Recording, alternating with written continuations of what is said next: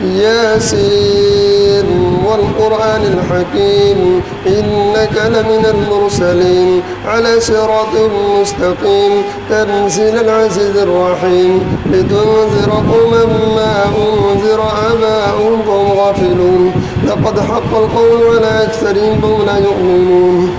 إنا جعلنا في أعناقهم أغلالا فهي إلى الأذقان فهم مقمحون وجعلنا من بين أيديهم سدا ومن خلفهم سدا فأغشيناهم فهم لا يبصرون وسواء عليهم أأنذرتهم أم لم تنذرهم لا يؤمنون إنما تنذر من اتبع الذكر وخشي الرحمن بالغيب وبشره بمغفرة وأجر كريم إنا نحن نحيي الموتى ونكتب ما قدموا وآثارهم وكل شيء أحصيناه في إمام مبين واضرب لهم مثلا أصحاب القرية إذ جاءها المرسلون إذ أرسلنا إليهم اثنين فكذبوهما فعززنا بثالث فقالوا إنا إليكم مرسلون قالوا ما أنتم إلا بشر مثلنا وما أنزل الرحمن من شيء إن أنتم إلا تكذبون قالوا ربنا يعلم إنا إليكم لمرسلون وما علينا إلا البلاغ المبين قالوا إنا تطيرنا بكم لئن لم تنتهوا لنرجمنكم وليمسنكم منا عذاب أليم قالوا طائركم معكم أئن ذكرتم بل أنتم قوم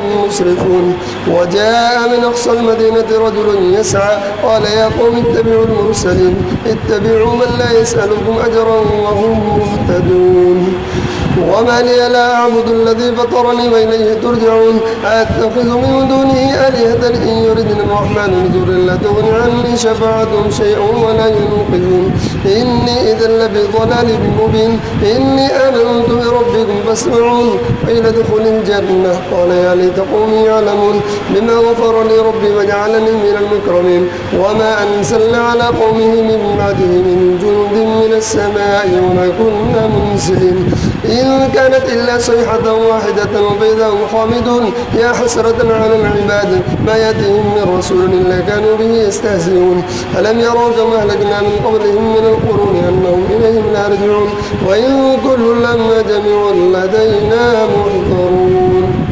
وآية لهم الأرض الميتة أحييناها وأخرجنا منها حبا فمنه يأكلون وجعلنا فيها جنات من نخيل وأعناب وفجرنا فيها من العيون ليأكلوا من ثمره وما عملته أيديهم أفلا يشكرون سبحان الذي خلق الأزواج كلها مما تنبت الأرض من أنفسهم ومما لا يعلمون وآية لهم الليل نسلق منه النهار فإذا هم مسلمون والشمس تجري لمستقر لها ذلك تقدير العزيز العليم والقمر قدرناه منازل حتى عاد كالعرجون القديم لا الشمس ينبغي لها أن تدرك القمر ولا الليل سابق النهار وكلهم في فلك يسبحون وآية لهم أنا حملنا ذريتهم في الفلك المشحون وخلقنا لهم من مثله ما يركبون وإن نشأ نغرقهم فلا صريخ لهم ولا هم ينقذون إلا رحمة منا ومتاعا إلى حين وإذا قيل لهم اتقوا ما بين أيديكم وما خلفكم لعلكم ترحمون وما تأتيهم من آية من آيات ربهم إلا كانوا عنها معرضين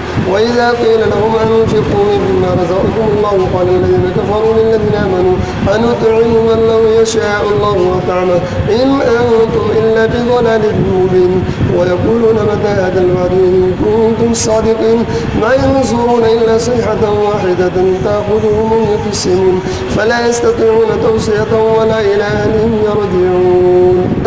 ونفخ في الصور فإذا هم من الأجداث إلى ربهم ينسلون قالوا يا ويلنا من بعثنا من مرقدنا هذا ووعد الرحمن وصدق المرسلون إن كانت إلا صيحة واحدة فإذا هم جميع لدينا محضرون فاليوم لا تظلم نفس شيئا ولا تجزون إلا ما كنتم تعملون إن أصحاب الجنة اليوم في شغل فاكهون هم وأزواجهم في زلال على الأرائك متكئون لهم فيها فاكهة ولهم ما يدعون سلام قولا من رب رحيم وامتازوا اليوم أيها المجرمون ألم أعهد إليكم يا بني آدم ألا تعبدوا الشيطان إنه لكم عدو مبين وأن اعبدوني هذا صراط مستقيم ولقد أضل منكم جبلا كثيرا أفلم تكونوا تعقلون